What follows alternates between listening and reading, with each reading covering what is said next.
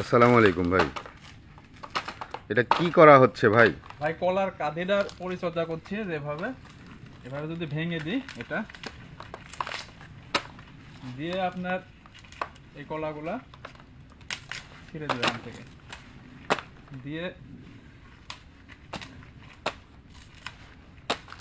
এভাবে যদি রাখি কলাটা হ্যাঁ তাহলে কলা মানে দানাটা অনেক ভালো হবে। এবং এই যে দুইটা রাখলাম এটা হ্যাঁ। হচ্ছে একটা মা গাছ, হ্যাঁ তাই মায়েরা চাবে যে মানে সন্তান লাস্ট পর্যন্ত খাবারটা পচাতে। আর এভাবে কলার কাঁদিটা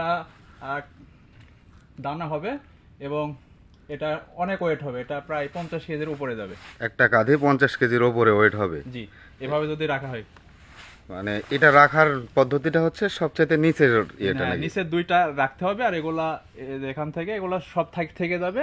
আর এটা মা গাছ, তাই চাবে তার এই দুইটা সন্তানকে পর্যন্ত খাবার পৌঁছাতে এবং এই কলা দুইটাও দানা যুক্ত কলা হবে। মানে এক কথায় যদি এইভাবে রাখা যায় তাহলে শেষ পর্যন্ত কলার কাঁধের এই পর্যন্ত খাবারটা সরবরাহ হবে এবং কলাগুলো খুবই ওজন হবে, এটাই তো? জি জি, এটা হচ্ছে কলা গাছের মানে কলা বড় করার টেকনিক একটা হ্যাঁ, এটা একটা একটা আর কি। টেকনিক। এই টেকনিকটা আমরা কৃষকেরা মানে কাজে লাগাইনি। যদি এভাবে যদি আমরা কলাতে যদি কাঁধিটা এভাবে রাখি তাহলে কলা মানে আমাদের দ্বিগুণ দামে বিক্রি হবে। ধন্যবাদ ভাই।